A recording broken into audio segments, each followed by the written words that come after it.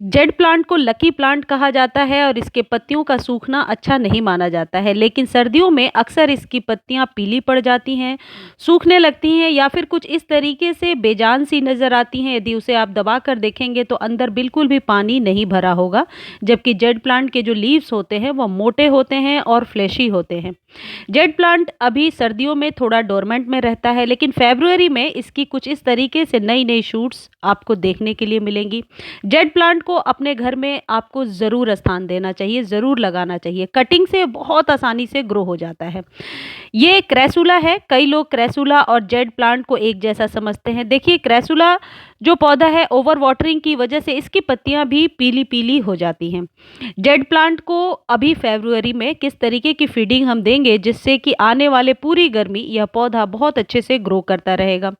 सबसे पहली चीज़ है कि जेड प्लांट को कभी भी बड़े कंटेनर में नहीं लगाना है, हमेशा छोटे कंटेनर में लगाते हैं। जेड प्लांट को ग्रो करना आसान है, लेकिन कुछ ज़रूरी चीज़ों का आपको ध्यान रखना पड़ता है। ओवर वाटरिंग ही एक ऐसा रीज़न है जो इस पौधे को खराब कर देता है। जेड प्लांट की 1 इंच की कटिंग भी बहुत आसानी से लग जाती है और अभी फरवरी में कटिंग से कोई पौधा यदि आप ग्रो करना चाहते हैं तो उसमें आप जेड, क्रेसुला ऐसे पौधे ग्रो कर सकते हैं। ये पौधे आपके गार्डन की शोभा तो बढ़ाते ही हैं, प्लस बहुत आसानी से यदि आप किसी को गिफ्ट करना चाहते हैं तो कटिंग ग्रो करके गिफ्ट कर सकते हैं। देखिए, इसकी 1 इंच की कटिंग लेकर के आप इसके पत्तों को हटा दीजिए और 1 इंच आप इसे मिट्टी में दबा दीजिए। लेकिन इसकी मिट्टी कैसी होनी चाहिए, इस बात का ध्यान रखना ज़रूरी है।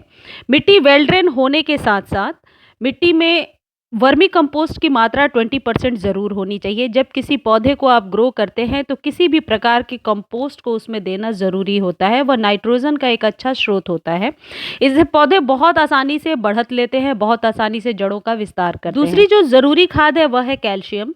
जेड प्लांट को अपने पत्तियों का कलर सही रखने के लिए और पत्तियां जो है जल्दी टूट कर गिरे ना, इसलिए कैल्शियम अच्छे मात्रा में चाहिए। कैल्शियम के लिए आप सबसे सस्ता सुविस्ता ये कर सकते हैं कि इस तरीके का चौक आप किसी भी स्टेशनरी शॉप से खरीद लीजिए। ये 40 रुपीज़ का मिला है और करीब इसमें 40 से भी ज़्यादा पीसेस हैं। ये बहुत टाइम तक चलता रहता है। अब मान लीजिए 5 इंच का कंटेनर है तो उसमें कुछ इस तरीके से 1 इंच का चौक आप इसमें दबा देंगे। ये धीरे धीरे मिट्टी में घुलता रहेगा। अच्छा, दूसरा तरीका ये भी है कि चौक को आप कूट लीजिए, पाउडर फॉर्म में बना लीजिए और फिर दे दीजिए। पाउडर फॉर्म में कितना देंगे? 1 चम्मच, यानी 1 इंच तोड़ने के बाद उसे ही पाउडर बनाकर दे सकते हैं। हाथों से भी डस्ट बनाकर दे सकते हैं, या फिर आप यदि इस तरीके से मिट्टी में दबा देंगे तो ये धीरे धीरे मिट्टी में घुलता जाएगा और कैल्शियम का ये एक अच्छा स्रोत है। अब इस जगह पे आप चाहें तो चूना इस्तेमाल कर सकते हैं। 1 चुटकी चूना आप डाल सकते हैं। इसे कब कब रिपीट करना है? महीने में 1 बार। महीने भर में ये चॉक ज़रूर पाउडर फॉर्म ले लेता है, धीरे धीरे मिट्टी में घुल जाता है। महीने में 1 बार रिपीट करें। आप देखें, मैं आपको अपने अनुभव से बता रही हूँ, मुझे इससे अच्छा कोई उपचार नहीं लगता है अपने जेड प्लांट के लिए। क्रेसुला यदि आपने लगाया है, ये भी एक लकी प्लांट है, घर में ज़रूर लगाना चाहिए क्रेसुला का पौधा। तो आप क्रेसुला में भी ये दे सकते हैं। अब जो नहीं करना है वो मैं बताती हूँ। सरसों की खली वाला खाद कभी भी इन पौधे को नहीं दिया जाता है और कभी भी ओवर वाटरिंग नहीं करी जाती है। और कई लोग ये समझते हैं कि ये सक्लेंट टाइप प्लांट है तो इसे हम धूप में नहीं रखेंगे। ये प्रॉपर धूप का पौधा है, इसको धूप में रखना है। अंधेरे में बंद कमरे में ये ग्रो नहीं होगा।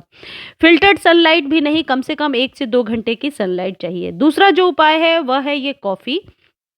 कॉफ़ी के जगह पे आप चाय पत्ती भी ले सकते हैं। यूज्ड टी लीफ को भी 1 चम्मच डाल सकते हैं। मैं कॉफ़ी का इस्तेमाल करती हूँ और हमेशा इसका रिज़ल्ट अच्छा रहा है। 1 चुटकी कॉफ़ी लेकर के मिट्टी पे छिड़क के छोड़ दीजिए। ये क्योंकि गीला है मिट्टी, इसलिए मैं अभी गीली मिट्टी में ज़्यादा अंदर तक गुड़ाई करके नहीं डाल रही हूँ। यदि आपको वाटरिंग करनी है तो 1 चम्मच लेकर के वाटरिंग कर दीजिए। 1 लीटर पानी में घोलिए और अपने सारे जेड प्लांट को दे दीजिए। फिर 15 से 20 दिनों बाद इसे रिपीट कीजिए। यदि चाय पत्ती वाली खाद देना चाहते हैं तो यूज्ड टी लीफ को अच्छे से धोकर सुखाकर 1 चम्मच आप इसमें दे दीजिए और उसे महीने भर पे फिर रिपीट कीजिए। देखिए, इसकी 1 इंच की कटिंग भी लग जाती है। आप बस 1 इंच कहीं से टुकड़ा लेकर आएँ और मिट्टी में दबा दें और कुछ करने की ज़्यादा ज़रूरत आपको नहीं पड़ेगी। यदि आप बोन मील यूज़ करते हैं तो 1 चम्मच बोन मील आप इसे दे सकते हैं, वह भी कैल्शियम का बहुत अच्छा स्रोत रहता है। देखिए ये जो पत्तियाँ आपको पीली-पीली सी दिख रही हैं, ये आयरन और मैग्नीशियम की कमी से हो जाती हैं सर्दियों में। यानी कि सर्दियों के बाद आपको अपने जेड प्लांट को एक बहुत ही अच्छी फीडिंग देनी होती है, ताकि आने वाले समय में ये बहुत अच्छी से अपने पत्तियों का विस्तार करे। आपको ये जानकारी अच्छी लगी, चैनल को लाइक शेयर कीजिए। धन्यवाद।